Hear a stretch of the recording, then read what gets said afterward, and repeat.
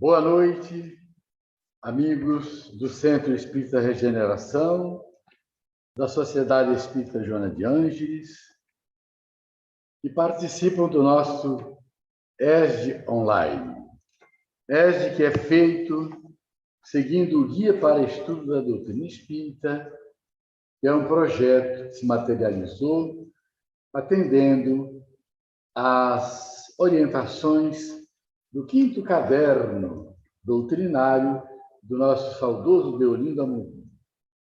Iniciativa da nossa Vera Lúcia de Oliveira Garcia, que nos legou esse livro maravilhoso que nos dá 120 capítulos de estudos. Temos hoje, apresentando o capítulo 16, A Formação dos Mundos, a Andréa Barra já está com vocês no vídeo. Nós vamos fazer a nossa prece inicial para que ela possa começar a tarefa que lhe cabe nesta noite. Elevando o pensamento a Jesus, aos bons espíritos que vão inspirá-la, que vão nos orientar, que vão ajudar na compreensão desse capítulo, e com certeza nos trará conhecimentos a mais para incorporar no nosso patrimônio espiritual. Abençoa, portanto, Senhor Jesus, mais um estudo das nossas casas espíritas, o Centro Espírita Regeneração e a Sociedade Espírita Joana de Ângeles. Que assim seja. O capítulo 16 trata da formação dos mundos. E assim, nós vamos ver hoje coisas que talvez alguns de nós se questionem. Por que nós temos que saber a este respeito? Por que me importaria analisar a maneira como os mundos foram criados? Mas nós podemos considerar que se o codificador achou tão importante a ponto de inserir na codificação esse tema, é porque nos importa o conhecimento dele. E não é difícil analisar o motivo disso, porque se nós pararmos para pensar que somos criaturas divinas, inseridas não somente no planeta Terra, mas no universo que nos acolhe, e que é importante para nós, que a doutrina nos esclarece a nossa origem, então é importante que nós conheçamos, sim, sobre o universo e a formação dos mundos. Nós estamos inseridos neste contexto. Então, eu queria pedir a todos que, embora seja um item bastante teórico, eu tentei trazer o máximo possível de figuras e transformá-lo em um tema mais dinâmico. E é extenso, é um tema extenso. São muitos os itens que nós teremos de estudar. Por isso, foram divididos em módulo 1, que é o que nós iremos falar hoje, e módulo 2, que nós veremos na semana que vem. Neste módulo 1, nós falaremos a respeito do conteúdo do Livro dos Espíritos, que é bem pouco, e do capítulo 6 da Gênesis, que é bem extenso. E a semana que vem, nós, então, entraremos no módulo 2. Então, vamos iniciar trazendo as palavras de Emmanuel no livro A Caminho da Luz, dizendo que rezam as tradições do mundo espiritual que na direção de todos os fenômenos do nosso sistema há uma comunidade de espíritos puros em cujas mãos se conservam as rédeas diretoras da vida de todas as coletividades planetárias. Jesus é um dos seus membros divinos. Então, nada, é claro, acontece por acaso. A criação do nosso orbe, aqui está dizendo do nosso sistema solar, foi toda planejada. E é isso que nós vamos conhecer, parte deste planejamento. Como que se deu a formação destes mundos.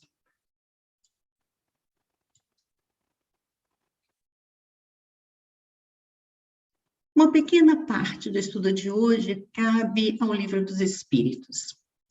E Kardec nos traz uma definição mais ampla de universo. Isso porque, anteriormente, as pessoas acreditavam, primeiro, que a Terra era o centro do mundo. Segundo, identificaram que sim, o Sol é que a Terra é que girava em torno do Sol. Depois imaginaram que a nossa galáxia fosse a única existente no mundo. E com o avanço da tecnologia, das pesquisas, verificaram que não, que haviam outras galáxias. Então, Kardec nos traz uma visão mais abrangente do que é, na verdade, esse universo. O universo abrange a infinidade dos mundos que vemos e do que não vemos. Todos os seres animados e inanimados, todos os astros que se movem no espaço, assim como os fluidos que o enchem. Então, há muito mais do que nós conseguimos perceber. E vamos fazer, então, uma síntese a respeito do Livro dos Espíritos, porque ele não deixou passar em branco a oportunidade de questionar aos espíritos superiores a respeito da formação dos mundos. Já considerando que nos importaria conhecer a esse respeito. Então, a primeira coisa que ele perguntou se o universo sempre existiu ou foi criação divina. E é claro que nós sabemos que Allan Kardec tinha essa resposta, mas ele queria deixar para a posteridade o que os espíritos iriam nos responder. Deixou para nós, para que não houvesse entre os espíritas a dúvida, porque a ciência nega a existência de Deus e então nega a sua vontade de criar o universo. Porque Deus criou o universo pela sua vontade. E é claro que os espíritos responderam que o universo não é eterno, só Deus é eterno, que ele foi criação divina e que Deus o criou pela sua própria vontade. E seguindo naquele questionamento, Kardec quis saber como que o mundo se forma.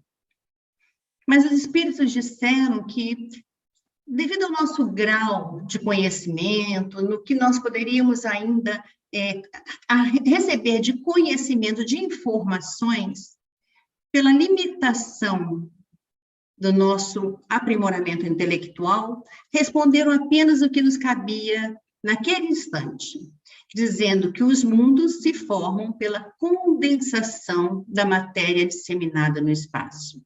Condensação é um agrupamento, ela estava disseminada, espalhada pelo espaço, e ela começa a se adensar, se agrupar pela aproximação, tornando-se uma matéria mais densa. E assim foi que o mundo começou a ser formado. Então, Kardec perguntou, já que foi Deus quem criou o universo, que ele não existia de toda a eternidade, Deus criou o universo por sua própria vontade, que os mundos se criaram através da condensação da matéria disseminada no espaço. O mundo pode deixar de existir? E a resposta foi que sim, que assim como Deus renova os seres, também renova os mundos.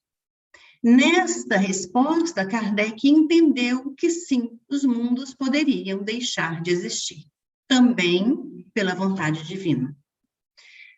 E a última pergunta que ele fez foi qual foi o tempo de duração para que esse mundo fosse formado? E é claro que os espíritos não têm essa resposta. E disseram que só Deus sabe o tempo que dura a formação dos mundos. E ainda disseram mais que bem louco seria aquele que tentasse conhecer a este respeito e dizer o contrário. dizer que também tem a posição correta definida do tempo de formação dos mundos. Este conhecimento só a divindade tem. Então, os espíritos, eles são muito categóricos em afirmar que o universo, ele não existiu sempre. Ele teve um início. E esse início se deu quando Deus quis que ele começasse a existir, pela vontade divina. A partir de então, o universo começa a sua formação. E nós vamos ver os detalhes dessa formação quando nós entrarmos no capítulo 6 do livro A Gênese. Depois que fez essas perguntas, isso está no capítulo 3 do Livro dos Espíritos, na primeira parte, Kardec fala ali sobre a população, o povoamento da Terra, as raças, a diversidade das raças, e encerra o capítulo da criação com as considerações e concordâncias bíblicas concernentes à criação. Considerações e concordâncias bíblicas concernentes à criação. O que isso quer dizer? Ele estava confrontando a informação que ele recebeu dos espíritos a respeito da criação, que era compatível com a ciência de então, do século XIX, com aquelas informações que existem na Bíblia, no livro Gênesis. Nós, então, agora estamos nos referindo ao livro Gênesis, do Antigo Testamento, que foi escrito por Moisés, narrado por Moisés. Então, Kardec, neste capítulo, vai fechar o capítulo 3 do Livro dos Espíritos, com toda aquela bagagem que ele recebeu, das respostas que os espíritos lhe ofereceram às suas perguntas a respeito da criação, fazendo o cruzamento de informações entre o livro Gênesis, do Velho Testamento, e as informações dos espíritos superiores. Então, segundo a Bíblia, o mundo foi criado em 6 dias, há cerca de 4.000 anos, mais ou menos, antes da era cristã. Anteriormente, a Terra não existia. 4.000 anos antes da era cristã, então nós estaríamos falando que o mundo foi criado há 6.000 anos atrás, mais ou menos. E foi criado em 6 dias. Os 6 dias da criação, isso a ciência confirma e os espíritos informaram. Os 6 dias da criação indicam, na verdade, o mesmo número de períodos, cada um de talvez muitas centenas de milhares de anos. E como é que os espíritos e a ciência conhecem isso? Por conta da análise das camadas do solo, as camadas que ficaram depositadas pelos sedimentos que as eras foram deixando.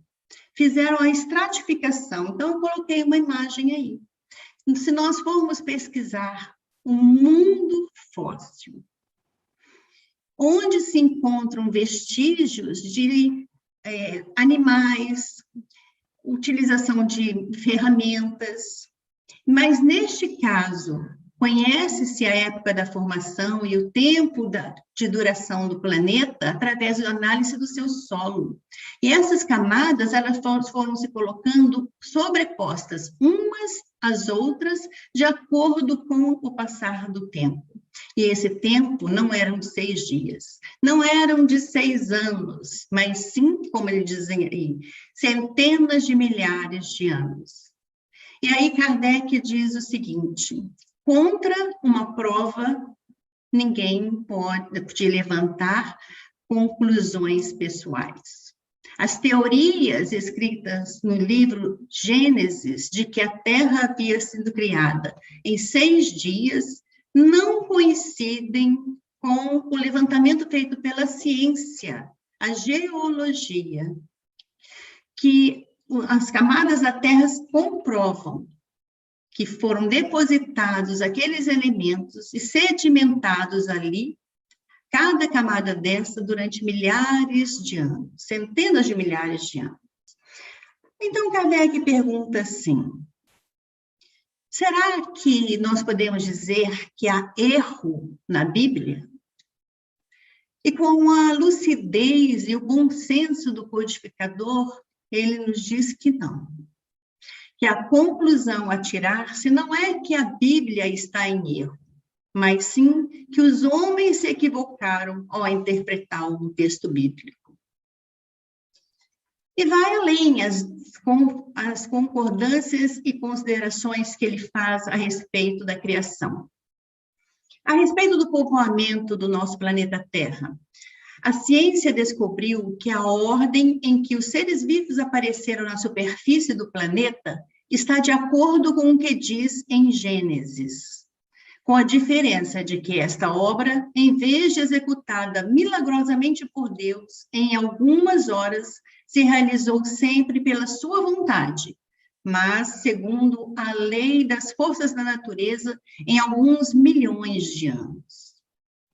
Então, mais uma vez, houve, através do confronto da informação dos espíritos, que são coincidentes com a ciência, e a informação do livro Gênesis, há uma semelhança. A ordem em que os seres vivos apareceram no solo do planeta Terra. Mas a diferença é que Deus não fez com que os seres vivos aparecessem em apenas algumas horas, mas sim em alguns milhões de anos. E também isso é prova irrefutável. Aí pergunta Kardec, isso torna a obra divina menos maravilhosa? Tira do seu esplendor a criação? Torna Deus menor e menos poderoso? E a resposta que ele mesmo nos dá é que não. Ao contrário disso, porque a ideia que nós espíritas temos da divindade é muito compatível com a informação que os espíritos nos trazem a respeito do tempo em que os seres vivos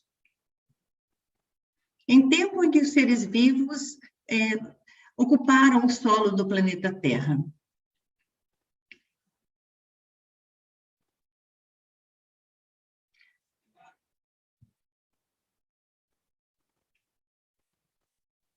Mas que isso não tira a beleza da criação.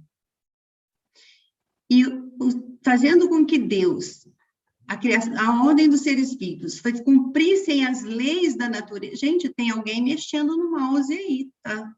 Tá riscando de amarelo todo o slide, vai ficar até o final. E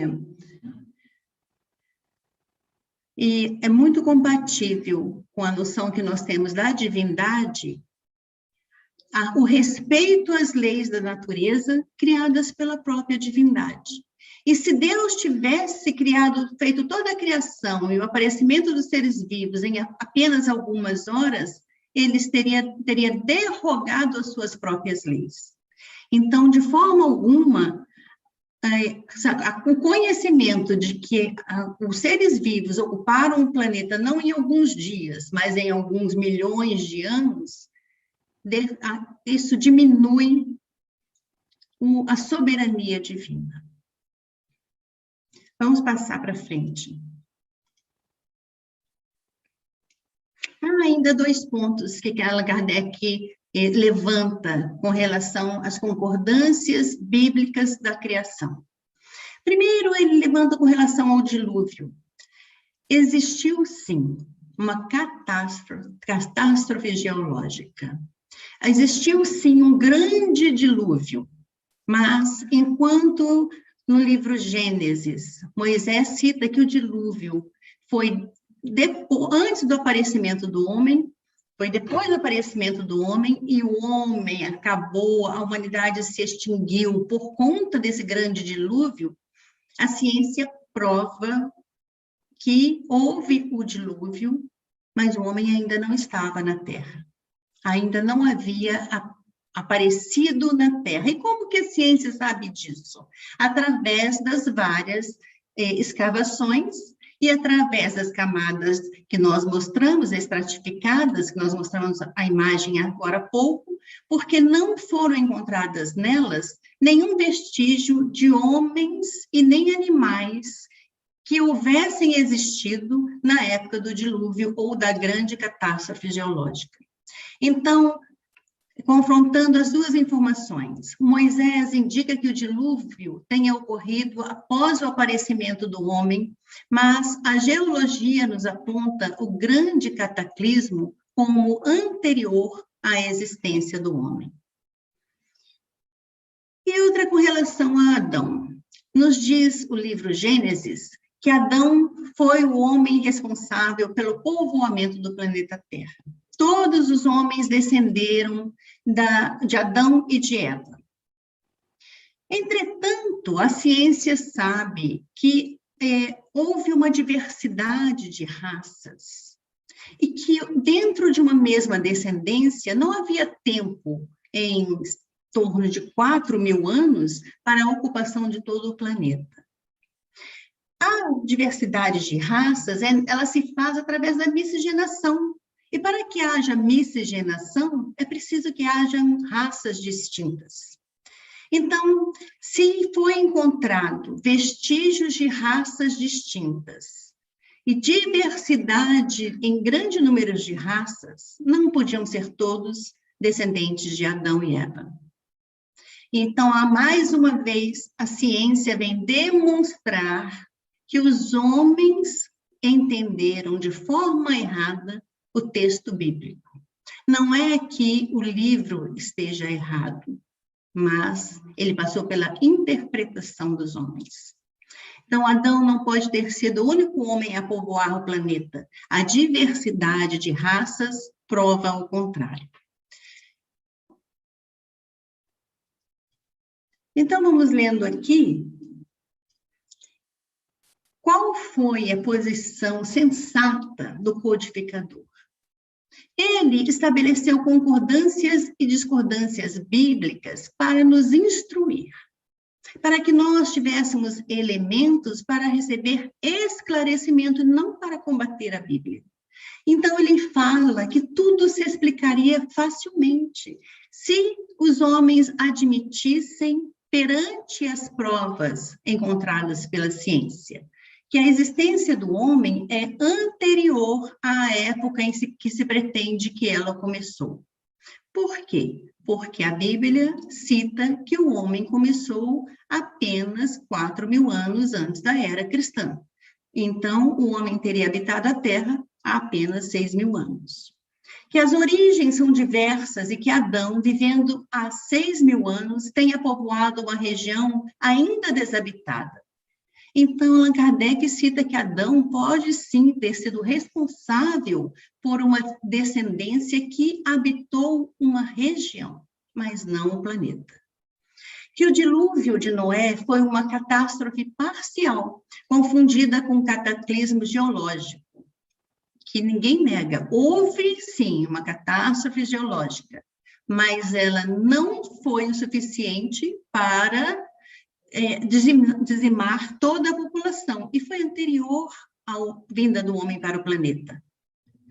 Atentando-se na forma alegórica, que é peculiar ao estilo oriental, forma com que nos deparamos nos livros sagrados de todos os povos. Então, ele está chamando atenção para que os livros sagrados têm uma alegoria, e isso nós já sabemos com relação, principalmente, ao Velho Testamento, que é cheio de alegorias. Então, é preciso que os homens percebam que há alegorias e que a ciência tenha a sua comprovação, tenha a sua credibilidade, e não deseja confrontar com a Bíblia, mas sim que os homens admitam que a sua interpretação precisa ser refeita. As ideias religiosas, conclui o codificador, longe de perderem alguma coisa, se engrandecem, caminhando de par com a ciência. E aí, a doutrina espírita faz exatamente isso. Ela concilia os três aspectos: a ciência, a religião e a filosofia, porque é uma fé raciocinada. Kardec não quis desacreditar o livro Gênesis, mas ele nos convida a termos sobre um olhar mais depurado, um olhar mais inteligente, uma compreensão daquele texto bíblico, trazendo agora as luzes da ciência, que já está evoluída em relação àquele tempo. E ele finaliza o capítulo 3 do Livro dos Espíritos, que trata da criação, com essas informações. Bom, nós vamos agora, então, entrar no livro A Gênese. E a Nilska já havia dito, mas sempre é bom repetir, este capítulo 6 do livro A Gênese, Allan Kardec vem nos dizer que é todo ele ditado pelo astrônomo, matemático, pelo físico Galileu Galilei. E o médium que recebeu as suas ditas, o médium foi Camille de Flammarion, que recebeu as suas psicografias e as suas psicofonias. Então, Galileu Galilei agora passa a ser aquele que nos instrui. A partir daqui, Allan Kardec, algumas poucas vezes, faz as suas conclusões, mas as orientações, em sua grande parte, nos foram dadas por esse espírito, Galileu Galilei. O mundo no nascedouro... Vou tirar só uma coisinha daqui. O mundo do nascedouro não se apresentou definido na sua virilidade e na plenitude da sua vida. O poder criador nunca se contradiz. E como todas as coisas, o universo nasceu criança. O universo nasceu criança. Ele está dizendo que ele não tinha sua plenitude no seu início. Então, mais uma vez aqui a gente vê que Deus não derrogou as leis da natureza que ele mesmo criou. O começo absoluto das coisas remonta a Deus. Mais uma vez, nós estamos vendo os espíritos afirmando que o universo é criação divina. Tendo-se feito ouvir a voz do Senhor, a matéria cósmica primitiva fez que sucessivamente nascessem turbilhões, aglomerações desse fluido difuso, amontoados de matéria nebulosa que se cindiram por si próprios e se modificaram ao infinito para gerar nas regiões incomensuráveis da amplidão diversos centros de criações simultâneas ou sucessivas. As nebulosas, que mal percebemos nos mais longínquos pontos do céu, são aglomerados de sóis em formação, outras são vias lácteas de mundos habitados, outras estão em deperecimento. Deperecimento é uma morte lenta. A criação não se acha restrita a nós. Então, Galileu Galilei tinha um objetivo.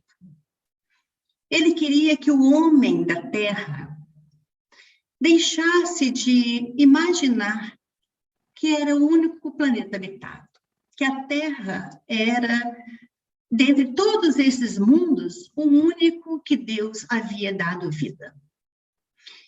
Ele nos diz isso, que há vias lácteas, há nebulosas enormes, há outros que nós não conhecemos. Então, a criação não se acha restrita ao planeta Terra, afirmando que outros planetas têm vida. E que na Terra nós vamos verificar isso, e foi esse o enfoque que ele quis dar, é, na verdade, um pontinho no meio de toda essa grandiosidade e exuberância que é o universo.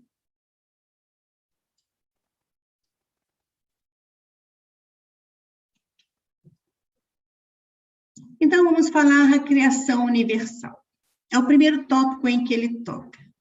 Então, aqui ele vai tratar do universo, de como foi criado o universo, nos trazendo mais detalhes do que Allan Kardec conseguiu obter quando fez as perguntas aos espíritos. Vai falar da matéria cósmica primitiva, aquela que existia disseminada pelo universo, espalhada e não agrupada. O fluido cósmico universal. A matéria cósmica primitiva se difunde pelos espaços interplanetários e preenche o mundo. Preenche o mundo e está entre os mundos. Não existe fora da matéria cósmica primitiva ou do FCU. Não existe sobrevivência, porque não existe não existe um lugar onde ela não está preenchido pela matéria cósmica primitiva. Seria como um oceano, que é sempre a imagem que nós trazemos. A água está para os peixes, como a matéria cósmica primitiva está para o universo. Não existe um local onde não haja o fluido cósmico universal. Todos nós estamos inseridos nela. Torna-se mais ou menos rarefeita, mais ou menos condensada, mais ou menos modificada. Então, por que essa matéria cósmica primitiva sofre todas essas transformações? Por que ela pode ser mais ou menos rarefeita, condensada, solidificada? Porque vai depender da sua aplicabilidade. Aonde e como ela for aplicada, ela está apta a ser utilizada daquela maneira. Então, ela vai se agrupar, vai unir os seus componentes de acordo com a sua necessidade. Ela traz em si todos os recursos para a criação. Nesse fluido que penetra os corpos, reside o princípio vital universal que forma gerações espontâneas em cada mundo e dá origem à vida dos seres. Então, ela estava munida do princípio vital para dar a vida aos seres. E isso a ciência ainda não conseguiu identificar. Por mais que pesquise, ainda não conseguiu identificar qual é, de fato, a origem da vida. E enquanto não reconhecer a soberania divina, não vai conseguir chegar a uma conclusão real. Apenas teorias, como é o que nós temos hoje perante a ciência. Porque Deus é o Criador. E na matéria cósmica primitiva existia todos os recursos necessários para que a vida iniciasse. Se achava revestida das leis que asseguram a estabilidade dos mundos. Diversas vezes nós vamos ler aqui que as leis da matéria estavam envolvendo a matéria cósmica, que envolvia os mundos. Tudo está submetido às leis da natureza, porque tudo é criação divina. E se é criação divina, está submetida à sua vontade. Então, nós vamos ver que a matéria cósmica primitiva, o fluido cósmico universal, se achava revestido das leis que asseguram a estabilidade dos mundos. Ela estava com todos os recursos necessários, não só para desenvolver a vida, mas como para prover a vida. Toda criatura mineral, vegetal, animal ou qualquer outra sabe apropriar as condições de sua existência e duração. Toda criatura mineral, vegetal ou animal. Nós não precisamos ensinar aos nossos filhos que eles precisam sugar o leite materno. Ele já sabe. Não precisamos ensinar ao gatinho que ele precisa, lá na sua balde de areia, esconder os seus dejetos. Nós já chegamos ao mundo, seres vivos chegam ao mundo já com as condições da sua existência.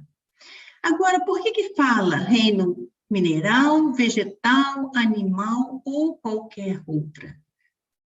Porque há reinos que nós não conhecemos, reinos naturais, mas não conhecemos no nosso planeta, porque outros planetas têm outros reinos que também estão sujeitos às mesmas leis e chegam também prontos para as suas próprias condições de existência e duração. Nós viemos da criação divina com a consciência que precisamos para prover as nossas necessidades básicas quando aqui chegamos. Somente o homem permanece mais tempo dependendo do auxílio dos seus pais. Os animais, assim que crescem um pouco, ninguém ensina uma ave a voar, ninguém ensina um pato a nadar, uma galinha a ciscar.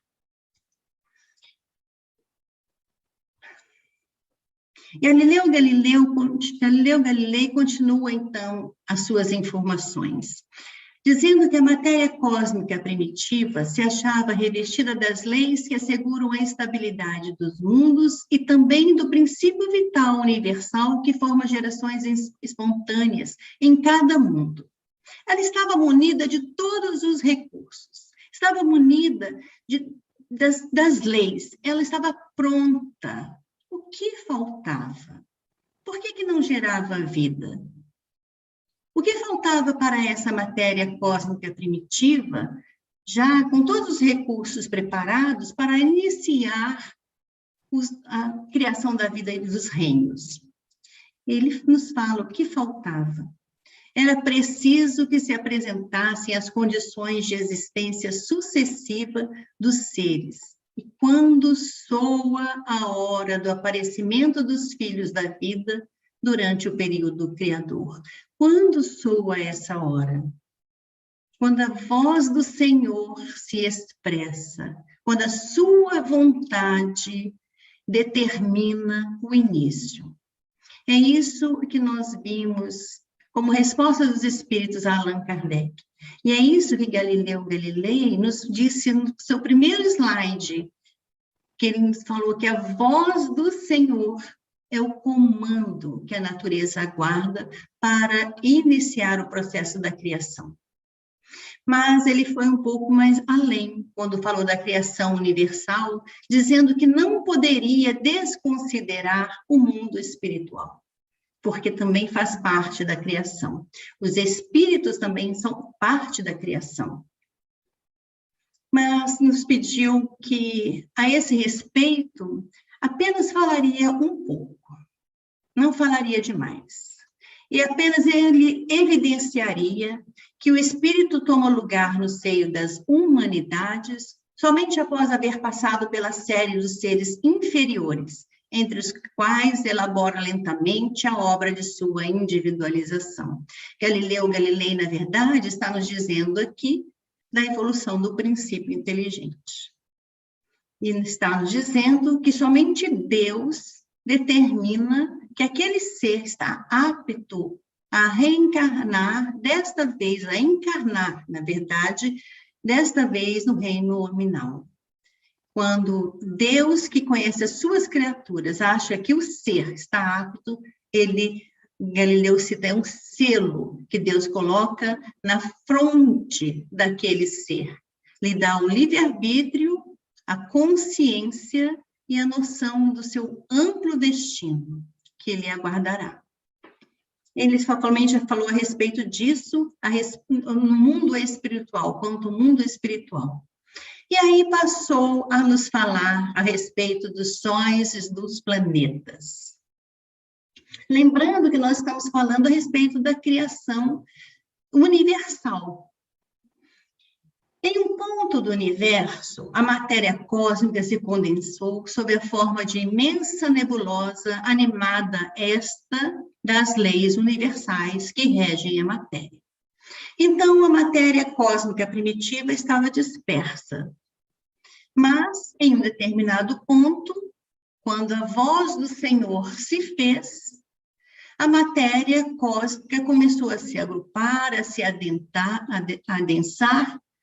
e formou uma nebulosa. O que é uma nebulosa? Uma nebulosa é um aglomerado de gases e de poeira.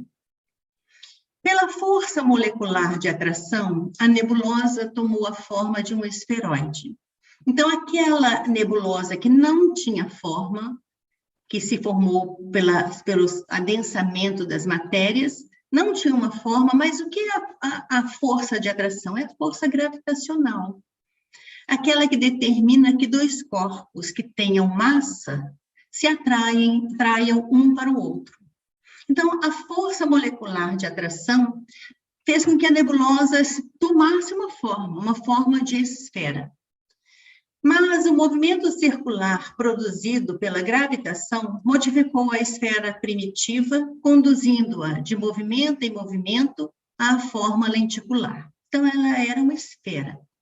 Mas essa gravitação incidiu sobre ela com tanta força que ela se modificou de uma forma esferoide para uma forma lenticular. E o que vai acontecer na forma lenticular? A gente percebe que há um alongamento e no centro há um espessamento.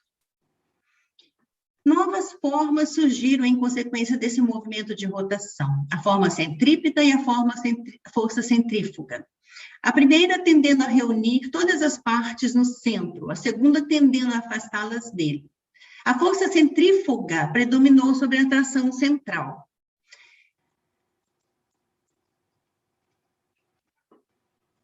Vou explicar isso tudo direitinho, vai ficar bem mais fácil do que parece.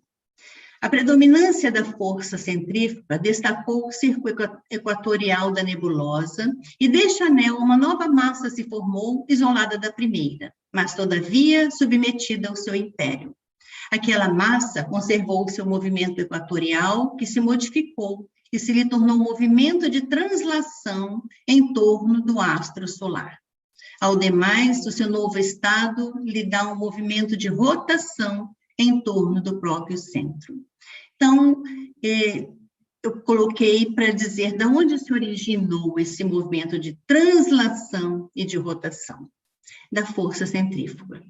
A força centrífuga imprimiu um movimento de translação daquela massa que se soltou do centro equatorial, quer dizer, do centro, do meio daquela nebulosa, que havia sido do esferoide, que passou para uma forma lenticular, tendo um centro mais alargado, mais distendido. Aquele centro foi se alargando cada vez mais, a forma foi se adensando cada vez mais, a ponto de uma massa sair daquele anel.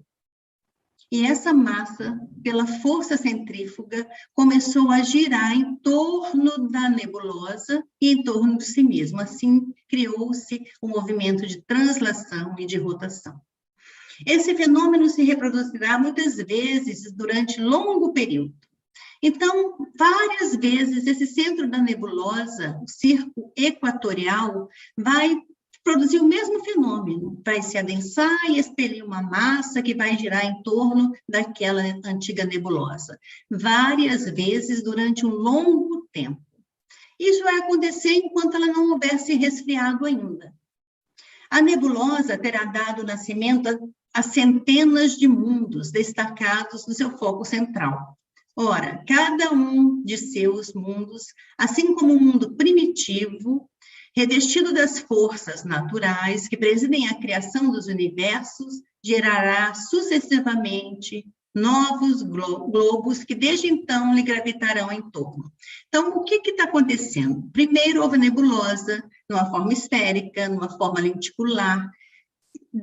Do centro dessa nebulosa lenticular, várias massas se soltaram, que gravitavam em torno daquela nebulosa, e essas massas que se soltaram da nebulosa, criaram, cada uma delas, uma nova massa, várias vezes. Então, assim como a nebulosa criou vários sóis, cada sol vai criar vários planetas. O processo se repete, e da mesma forma, porque a lei é única. Então, não existia o universo, mas a nebulosa se formou, a força gravitacional começou a fazer com que ela girasse, esse giro criou a força centrípeta, força centrífuga, as forças centrífuga expeliu massas, sucessivamente criando sóis. Cada Sol expulso da nebulosa criou várias outras massas, que são os planetas, que lhe girarão em torno. Todos permanecem dependentes daqueles aos quais foram gerados. E assim, nós estamos falando da criação dos sistemas solares de uma galáxia. Os planetas são, assim, formados de massa de matéria condensada, mas ainda não solidificada, destacados da massa central pela ação da força centrífuga, e que tomam, em virtude das leis do movimento, a forma esferoidal, mais ou menos elíptica, conforme o grau de fluidez que conservaram. Agora nós vamos falar a respeito dos satélites. Um desses planetas será a Terra, que antes de se resfriar e revestir de uma crosta sólida, dará nascimento à Lua, pelo mesmo processo de formação astral a que ela própria deveu a sua existência. E, gente, então, a lei é única. O processo parece complicado, mas ele é um processo repetitivo. Primeiro, a nebulosa criou os sóis criaram os planetas, alguns planetas criaram os seus satélites, porque nem todos os planetas têm satélites. Antes que as massas planetárias houvessem atingido um grau de resfriamento bastante a lhes operar a solidificação, massas menores, verdadeiros glóbulos líquidos, se desprenderam de algumas no plano equatorial, onde a força centrífuga é maior. Essas massas menores, por efeito das mesmas leis, adquiriram um movimento de translação em torno do planeta que a gerou, como sucedeu a estes com relação ao astro central que lhe deu origem. Foi assim que a Terra deu nascimento à Lua, cuja massa menos considerável teve que sofrer um resfriamento mais rápido. Resfriamento mais rápido, impossibilitando de que a ação se repetisse, de que o satélite gerasse novas massas. Ali, nos satélites, as criações paralisaram, porque os satélites, por serem massas menor, eles se resfriam mais rápido, e o processo só ocorre enquanto não há resfriamento daquela massa. Então, eu trouxe a quantidade de luas que há em cada planeta do sistema solar. Enquanto nós temos apenas uma, nós vamos ver que Júpiter, que é o planeta maior do nosso sistema, chamado de gigante, tem 79 satélites, 79 luas.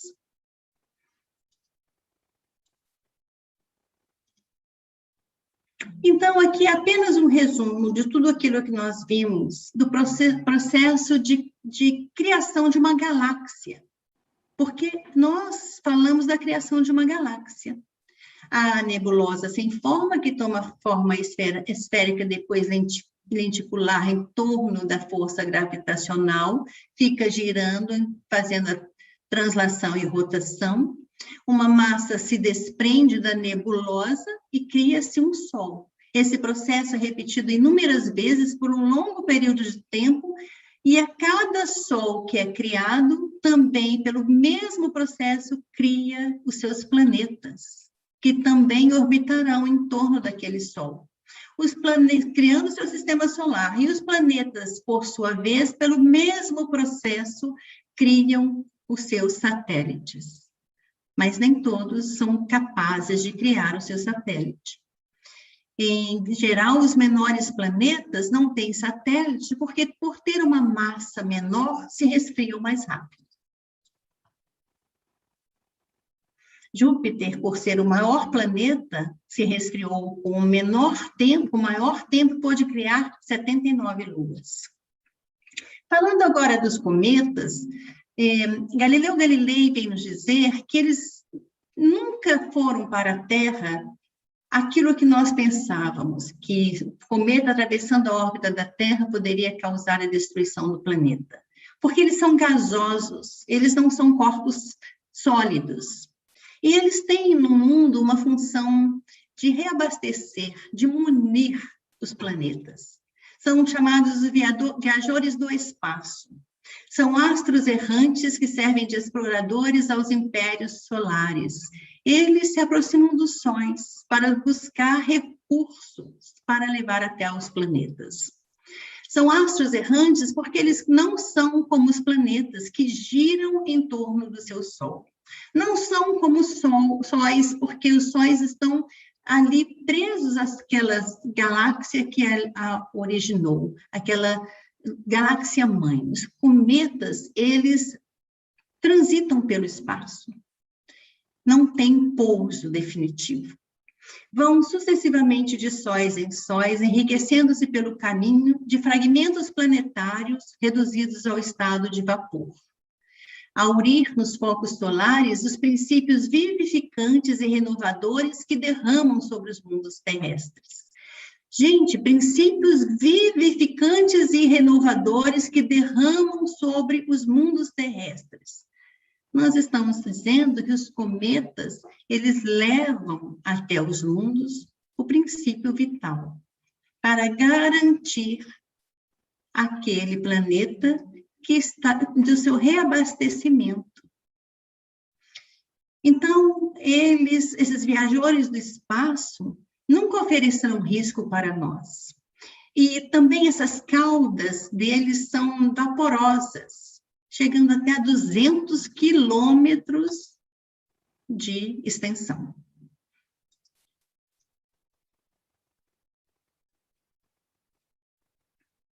Vamos, então, falar a respeito da Via Láctea. Nós já falamos da criação dos seus sóis, dos seus planetas, dos seus satélites, falamos dos cometas.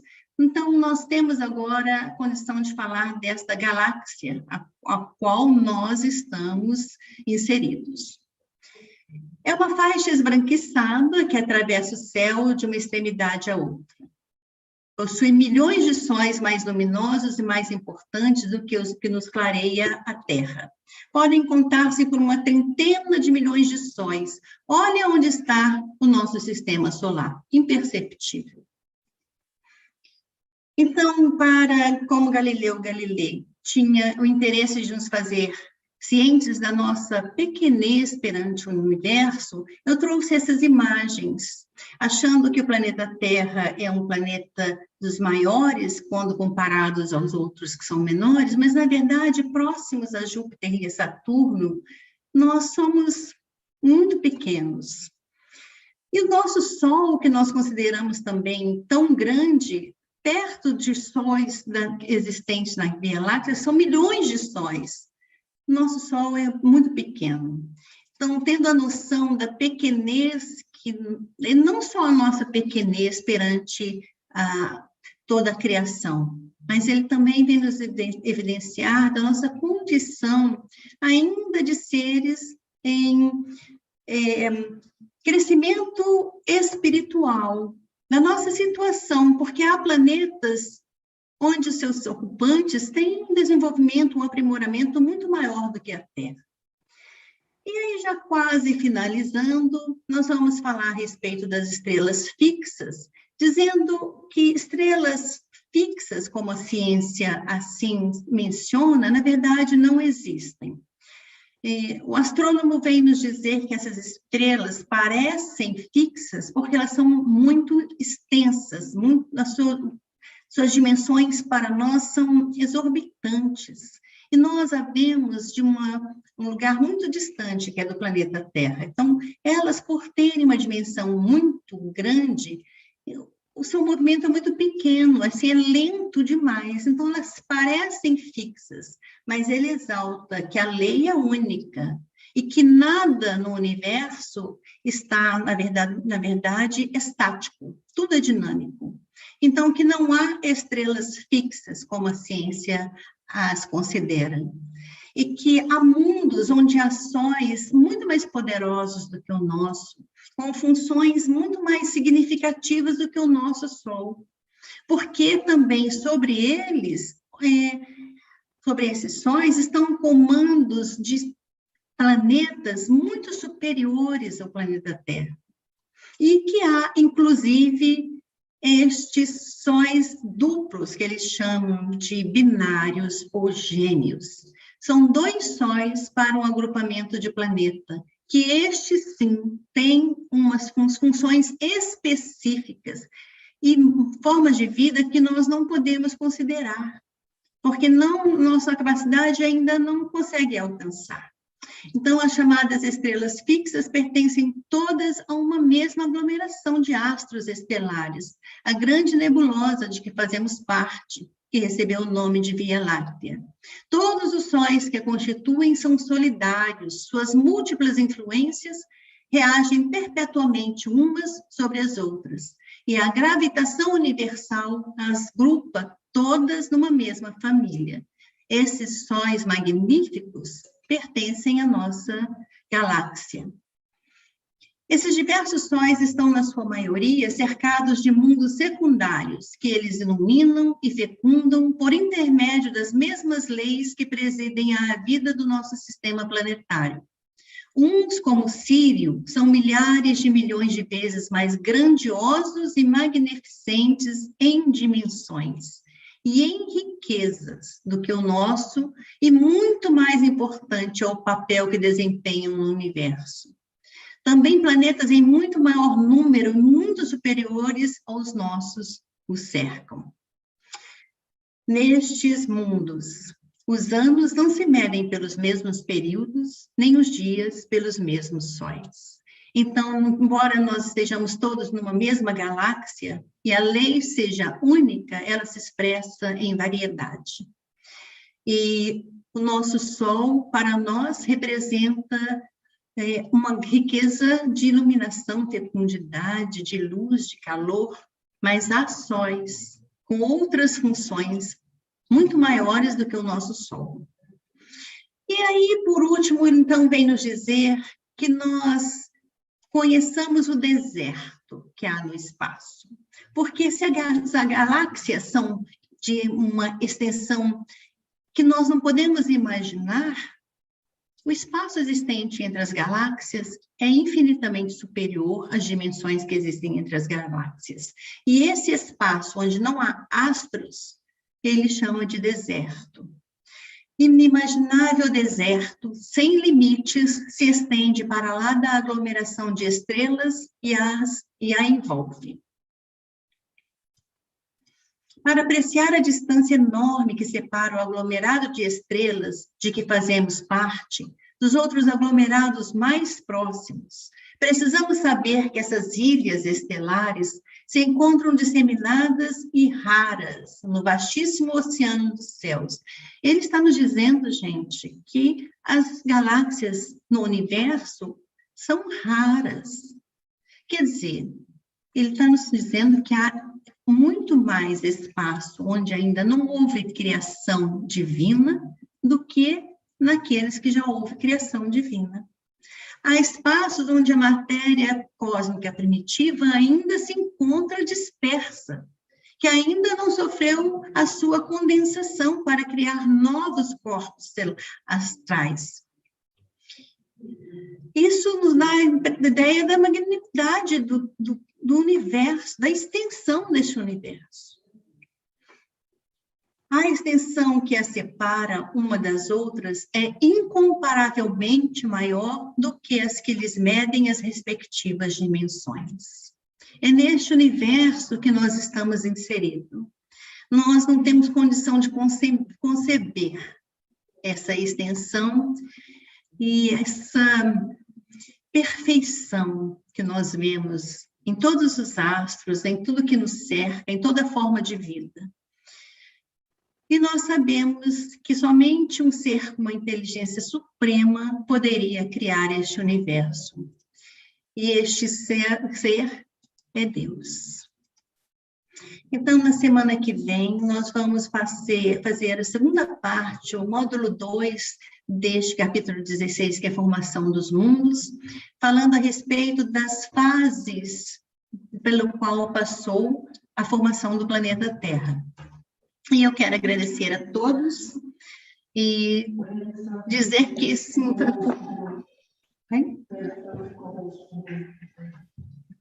Já pus, não foi? Ah, tá. Então, eu vou parar o compartilhamento aqui.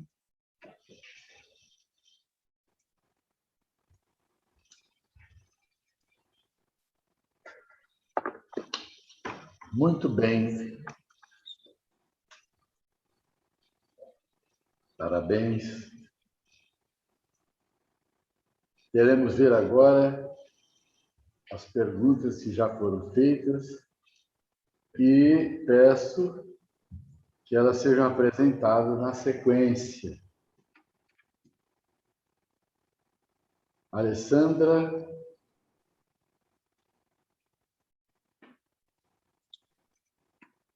Boa noite, João. Boa noite a todos. Até o momento, nós não temos perguntas ainda no chat. Então, nós vamos abrir perguntas diretas para aqueles que quiserem complementar alguma ideia. João, temos uma pergunta aqui no chat. Maria Cristina, né? Pois bem. Isso. Então, a Maria Cristina pergunta: são nas nebulosas irressolúveis que começa a criação de novos mundos?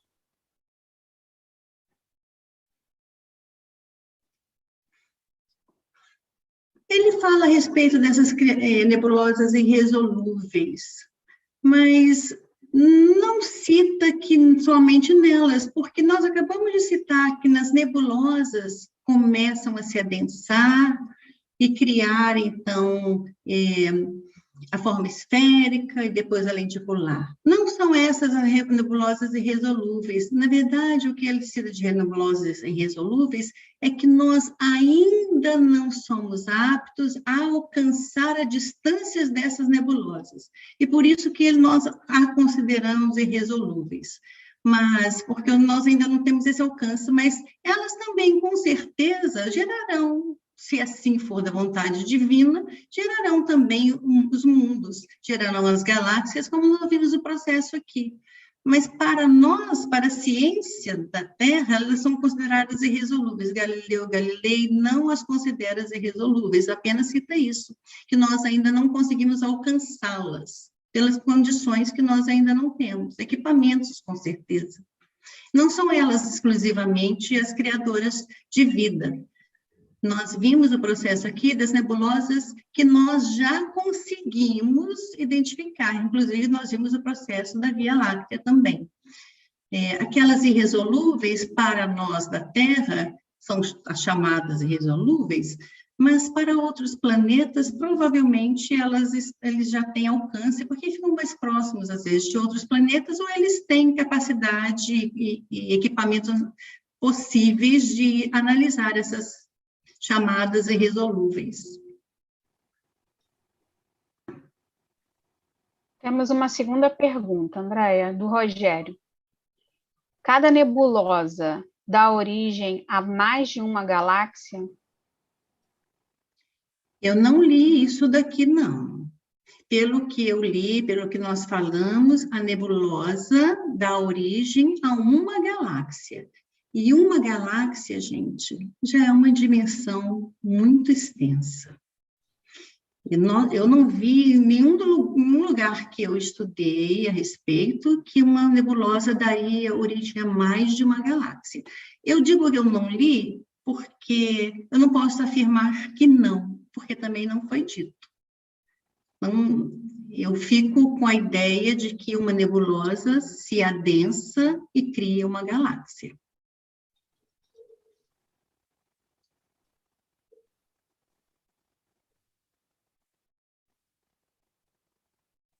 Pode ser que você, pesquisando fora da codificação, você consiga alguma informação atual sobre alguma descoberta que a ciência tenha feito, mas possivelmente você já respondeu. Uma nebulosa dá uma galáxia. Se tiver qualquer informação, será fora da codificação. Concorda?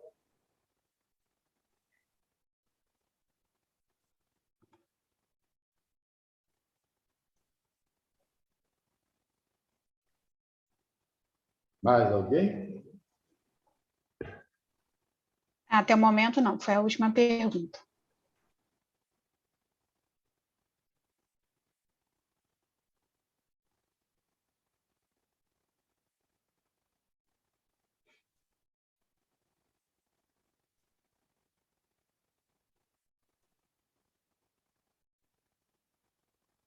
Se nós não temos perguntas, nós podemos encerrar, antecipando um pouco, e até a semana que vem, com certeza, serão formuladas questões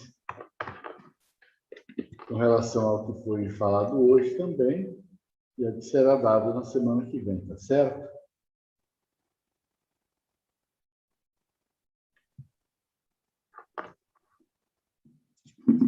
Então vamos orar. Jesus, amigo de todas as horas, benfeitor das nossas vidas,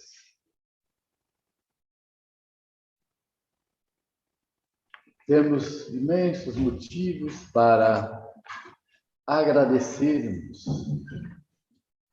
para exteriorizarmos nossa gratidão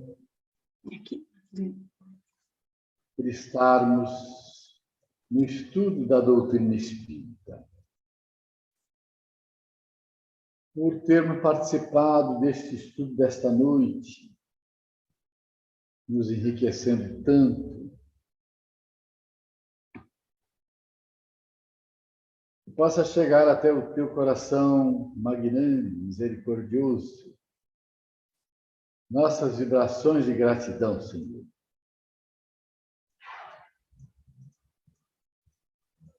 Envolve a terra inteira no teu amor, neste momento de tantas necessidades, que nós, no movimento espírita, nas nossas casas espíritas, possamos orar mais, nos doarmos um pouco mais em favor da paz e da fraternidade na Terra.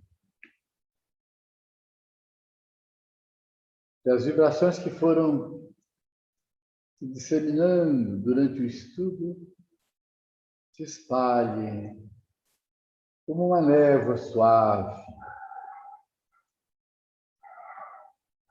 ao encontro dos lugares onde as vibrações mais necessitam de paz e de harmonia. Aqui nós encerramos o nosso ESD desta noite com os corações felizes pelo caminho que estamos trilhando, seguindo os teus passos com segurança. E assim